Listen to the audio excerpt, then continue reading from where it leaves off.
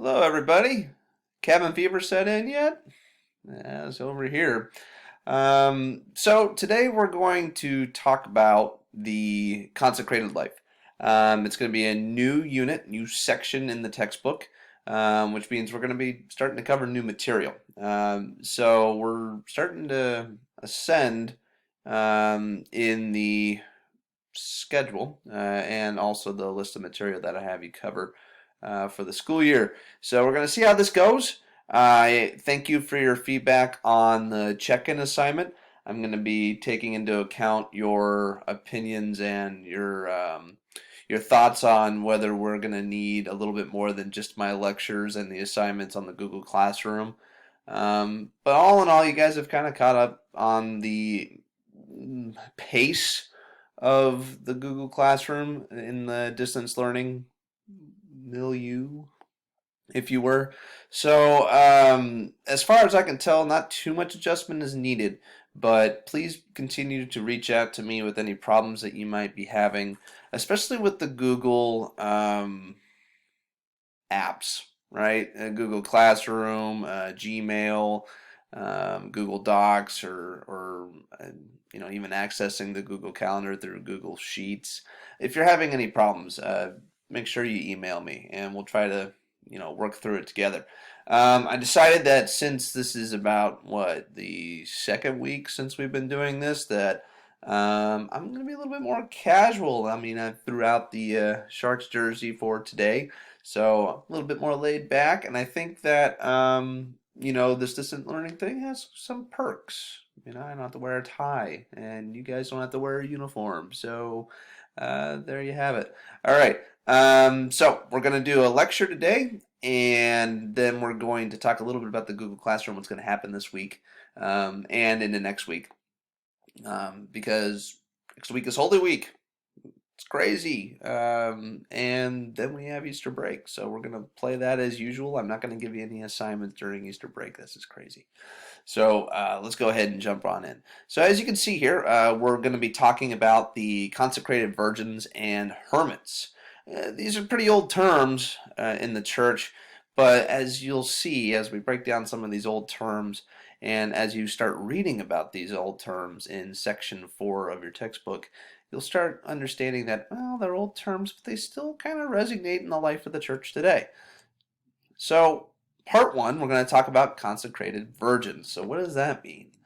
As it says here, the earliest form of consecrated life in the church was consecrated virgins. Some of the first were also martyrs. Saints Agatha, Lucy, Agnes, and Cecilia are the ones that are termed to be some of the first consecrated virgins in the church.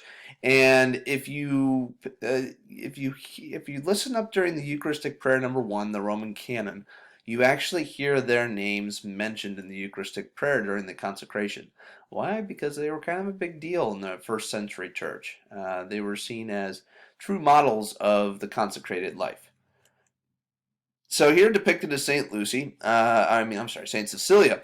And you can see that she's depicted here with musical instruments, and there's a harpsichord and an auto harp, and basically, there's a violin, a flute also in there. What you might know about Saint Cecilia already is that she is the patron saint of music. One of the ways that she lived out a saintly life was actually through the consecrated life. So, what exactly is a consecrated virgin? Well, a consecrated virgin is a woman who chooses to renounce earthly marriage so that she may devote herself wholly to God through a spousal relationship with Christ. So, it's very similar to the type of relationship or lifestyle that a priest or brother might make. Where they renounce marriage, renounce a family, and they live a life based on this very close relationship with God. So, what does it mean for a woman to live as a consecrated virgin? So, there's different ways where this can be kind of defined. I mean, there's been a lot of different documents put out by post-Vatican II Church, many encyclicals that we won't really worry too much about. But, you know, life as a consecrated virgin would include obviously a sacramental life, a life of prayer, and maybe an increase in spiritual or physical practices that have to do with gearing your energies towards building that relationship with God. So basically, that would be kind of what living a consecrated life would be about. All right. So, what is the rite of consecration to a life of virginity? So, there actually is a rite of consecration. Like there's a right to ordination, there's a right to confirmation, there's a right to all these different things that we've studied last year in the sacraments. We studied the rite of the Eucharist, the rite of baptism, the rite of confirmation, those sacraments of initiation. We talked this year about the rite of marriage. And the rite of ordination. So now we're talking about the rite of consecrated life. There actually is a rite.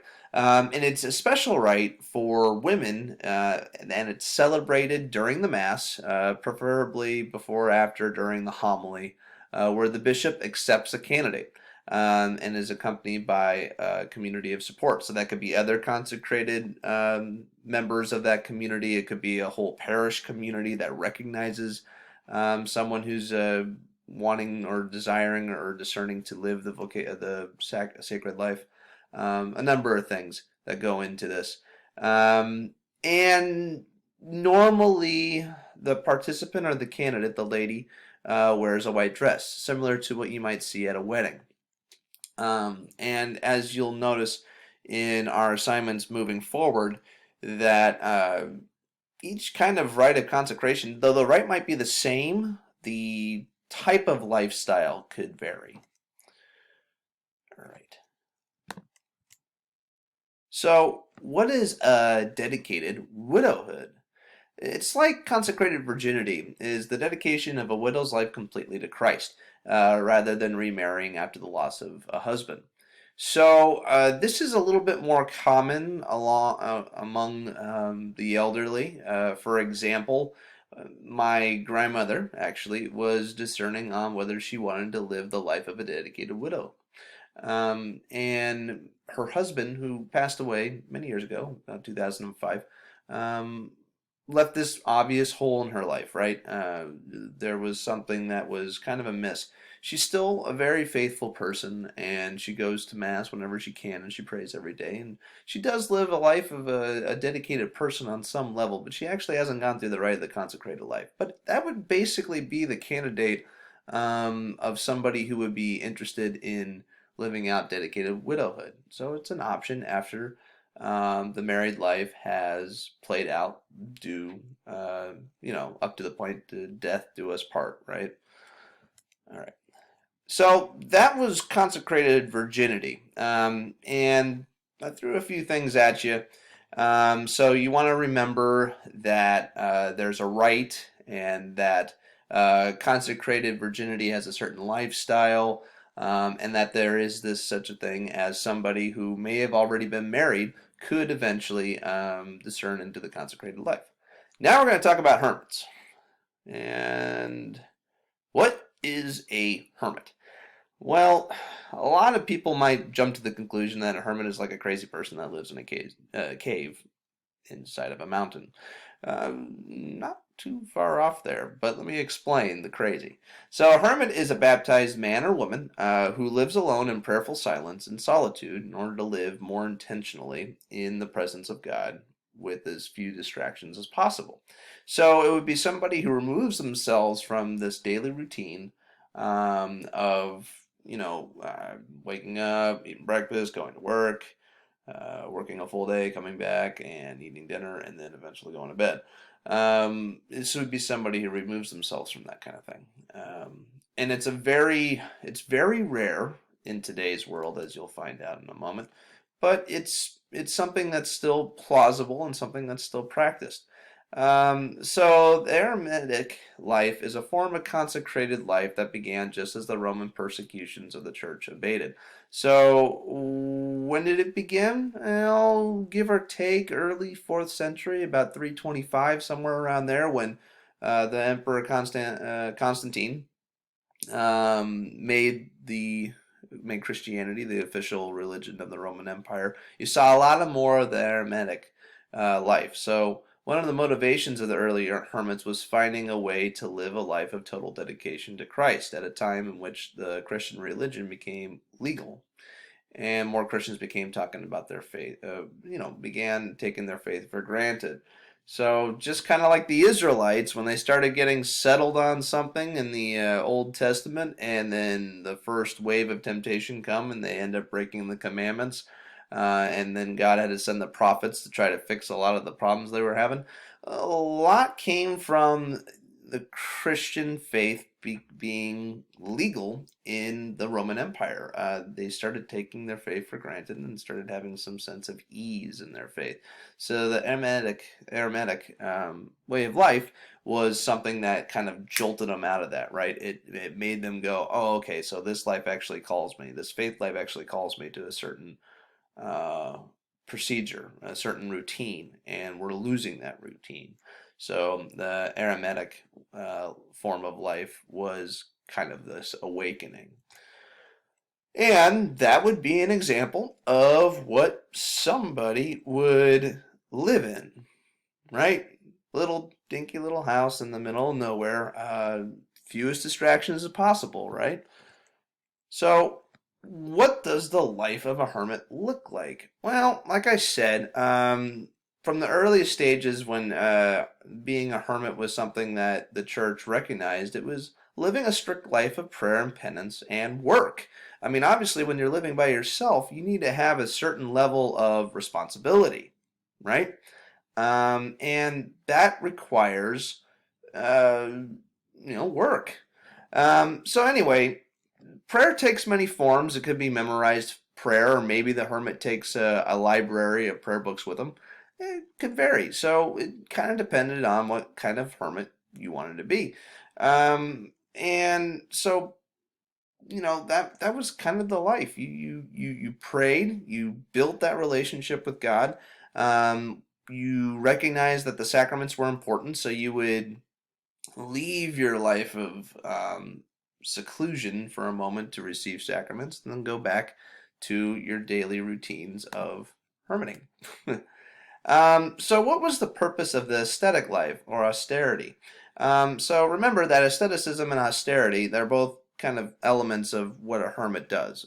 So, aesthetics is beauty, right? So, looking at the beauty of this world, the beauty of this life as gift, and focusing strictly on that as a gift from God.